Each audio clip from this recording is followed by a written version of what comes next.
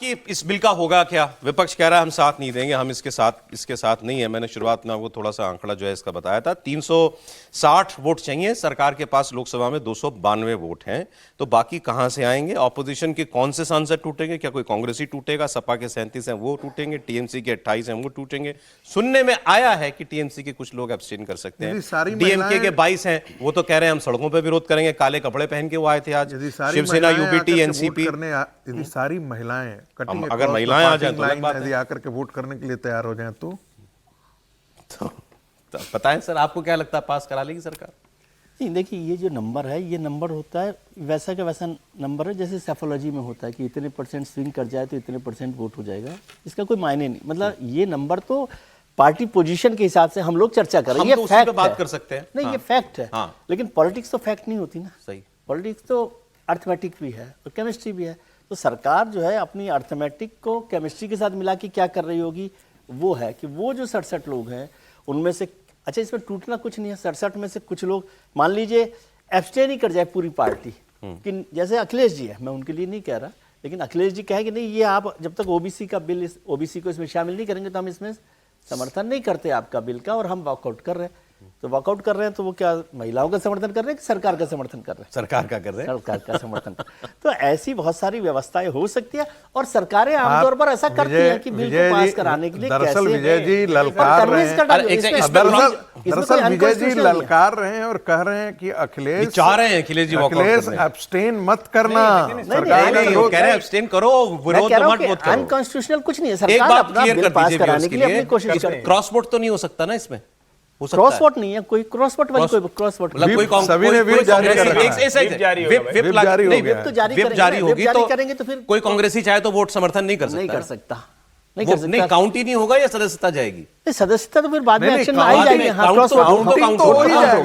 वही मैं कह रहा हूँ, इसीलिए पूछा, चाहे तो वोट कर दे, बाद में उस पर जो एक्शन होगा वो होगा। सरकारें तो बड़े पैमाने पर पार्टी के लेवल पर भी तो कर सकती है काम, आप उसको भी तो सोचिए, आप केवल एमपीज के पीछे नहीं। मैं सहमत हूँ, ये जो अन्य है ना, मैं कह रहा हूँ कि अगर अखिलेश जी के इतने गंभीर प्रश्न हैं और वो तय कर रहे हैं कि नहीं हम उन प्रश्नों को बिना हम वोटिंग में नहीं जाएंगे, बाहर जाएंगे, तो आप लोग क्या करना ही चाहिए तो करेंगे। और वैसे कोई इसको जाना नहीं चाहिए, क्योंकि सभी, देखिए इसमें एक बात समझिए कि जो अपोजिशन को हम लोग टारगेट कर रहे हैं वो महिला विरोधी है, तो उन सबने तो महिला बिल पास किया है ना। ठीक है, मैं सम्मति से बिल मैं इसको थोड़ा और सिंपलीफाई करता हूं। देखिए पास किया 360 चाहिए, बहुत पहले पास कर देते, पहले एब्सोल्यूट नंबर की बात कर, एब्सोल्यूट नंबर की बात कर, एब्सोल्यूट नंबर मतलब अगर सारे सांसद जितने चुन के आए सब प्रेजेंट हों लोकसभा में, तब अभी एक ही हाउस की बात कर लेते हैं, जैसे मैनेज होगा दूसरे में भी हो जाएगा। तो अगर सारे प्रेजेंट हो जाएं तो अभी सभी स्ट्रेंथ है 540, 540 में से चाहिए 360, सरकार के पास है 292, कितने और लगते हैं? 68 और चाहिए, 68 और चाहिए। अब मैं कहता हूं एब्सटेन हो गई जी, कई लोग जो है व्यस्तता की वजह से, बीमारी की वजह से, किसी भी वजह से विदेश में होते हैं बहुत 15 लोग वो जोड़ लीजिए जो अभी किसी पक्ष में नहीं है। अब उन पे आ रहा हूं, मैं तो कह रहा हूं अभी सरकार को नेट एब्सोल्यूट नंबर में 68 और चाहिए जो उसके पास नहीं है, बाकी सब विरोध में है, विपक्ष में है, ठीक है, या 23 उसमें से अन्य है, उसमें से कुछ एक मैनेज हो जाएंगे, बाकी 233 शुद्ध विपक्ष है, शुद्ध विपक्ष, ठीक, जिसको आप इंडिया ब्लॉक कहते हो। मान लीजिए अब ये 68 जो, ये जो 360 चाहिए या जो 540 की स्ट्रेंथ है, इसको थोड़ा और घटा दीजिए आप, इसमें से 40-50 मान लीजिए आते ही नहीं हाउस में, 50 लोग हाउस में नहीं आते। शरद पवार को भी आपने जोड़ लिया है पार्टी को, अभी वो आप इंडिया ब्लॉक में जोड़ा है सर। तो मैं कह रहा हूं कि ये 68 की रिक्वायरमेंट घट के मान लीजिए 40 भी आ गई, एब्सटेन हो गए कई लोग, 40 भी आ गई, 30 भी आ गई, वो भी ले आएगी क्या सरकार? वो नहीं ला सकते सर। अगर 30 भी अतिरिक्त वोट चाहिए तो क्या सरकार इनमें से किसको तोड़ेंगे भाई? नहीं तोड़ सकते। कांग्रेस टूटेगी क्या? सपा टूटेगी, टीएमसी टूटेगी, डीएमके कौन टूटेगा? तो फिर पास कैसे होगा? सवाल ये समीर जी। नहीं, लेकिन इससे पहले सवाल ये भी तो हो सकता है ना कि क्या सरकार वाकई चाहती है इस बिल को पास कराना? ये फिर ये है सवाल, ये सवाल भी तो किया जा सकता है। यही मैसेज देना है कि देखो इन्होंने पास नहीं होने दिया। हाँ, ये तो कह रहा हूं कि सरकार अपनी मंशा जाहिर कर सकती है कि हम इस बिल को पास कराना चाहते हैं। लेकिन दोनों मामले में सरकार की जीत है। बिल पास हो गया तो सरकार की जीत है कि भाई प्रधानमंत्री मोदी ने इस बिल को पास करा लिया, 2023 में भी पास हुआ और इस बार भी विपक्षी दल विरोध नहीं कर पाया, प्रधानमंत्री मोदी को क्रेडिट मिलेगा।